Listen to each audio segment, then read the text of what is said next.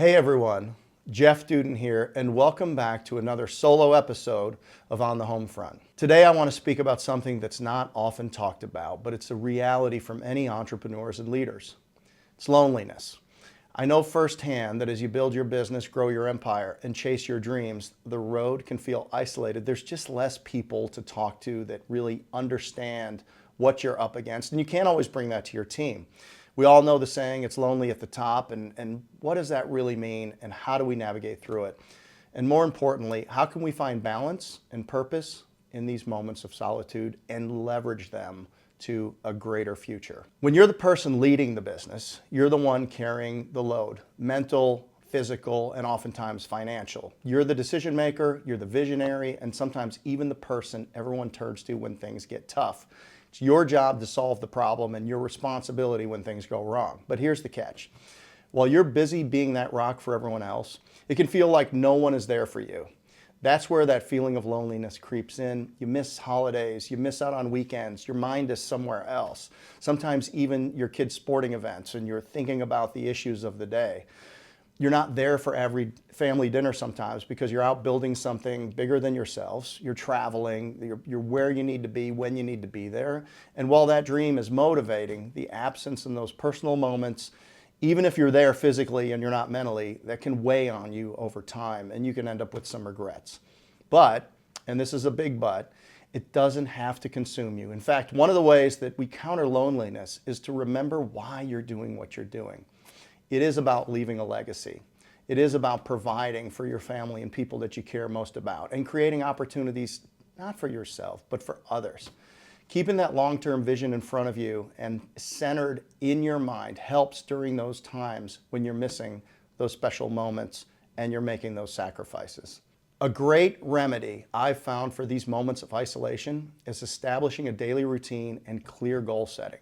Look, when you're in the grind, it's easy to feel overwhelmed and isolated, but making sure that your routines are serving you and they're anchoring you and giving you a structure when everything else around you feels chaotic. It could be something as simple as a morning workout, daily journal practice, or scheduled call with a family member. Finding ways to get into flow, finding ways to be really in touch with the things that matter are going to make all of the difference to keep you grounded and connected. Now, goals, both short-term and long-term, are going to help you navigate those tough days when loneliness hits the hardest. They give you purpose. They are a reminder that this moment of isolation is temporary and it's a sacrifice for a bigger future. Set both business and personal goals. Make sure that you're allocating the time. If you look at your calendar and your family's not in it, then you may be out of balance and you're building a great company, but you are sacrificing building memories, relationships, and time with your family that you could regret later. Balancing the two is hard, but it's necessary. You've got to serve both of these masters. And if you're not a family person, then you've got to make sure you're serving yourself, your soul, and a greater purpose. Now, another thing I want to touch on is, well, it might feel like you're alone at the top. You don't have to be. There's lots of groups out there, and one of the most important things you can do as a leader is to build a network of like-minded people around you. It could be mentors, peers, or even other business owners. You could do that through Strategic Coach, YPO, Vistage, CEO, EO. But there are other people that are facing unique pressures and challenges. It doesn't mean that you need to call them every day, but getting in a cadence to get in the room with people that are up to something, going somewhere, and facing a similar set of circumstances and struggles will give you the perspective you need to keep your mind right. And don't be afraid to lean on your team. Many of us struggle delegating because we want to keep control, but learning to trust your people not only helps the business grow, but it can help alleviate some of that isolation. Let them help you solve problems. Let them support you as you're supporting them, and let them take ownership of some of the parts of the business that you can have time to be present for, the things that matter outside of work. It's also important for you to change how we view sacrifice. Yes, we miss things while we're building, and that can be hard. But rather than seeing it as missing out, try to look at it as an investment. You're putting in times now so that you can have the flexibility and the freedom later. Keep that in perspective and make sure that whatever it is you're building, that you're in pursuit of a worthy ideal that checks more than just financial boxes for you.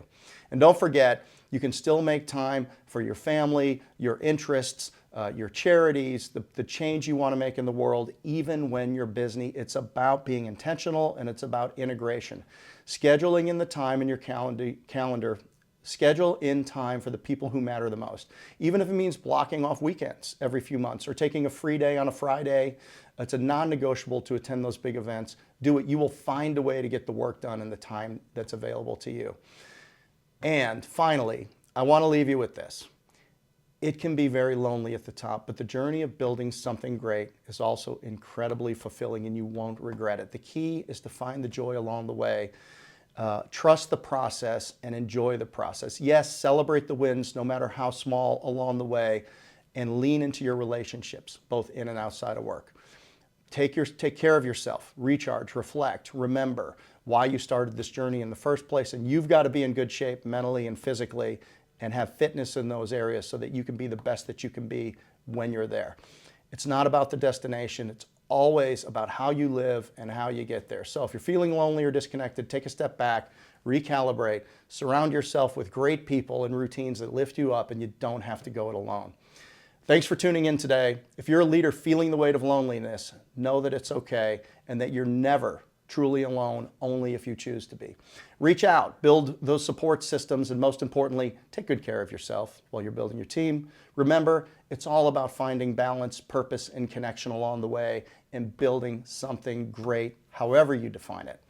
If this episode resonated with you, I'd love to hear your thoughts. Are you a business owner or leader facing some of these challenges? Share your story with me. Drop me a message, send me a comment, wherever you're listening. And if you know someone who could use a reminder that they're not alone along the journey, be sure to share this special episode of encouragement with them. Don't forget to subscribe to On The Homefront for more conversations on leadership, entrepreneurship, and the realities of building something great. Until next time, keep striving, push forward, and remember, you don't have to do it alone. Thanks for listening.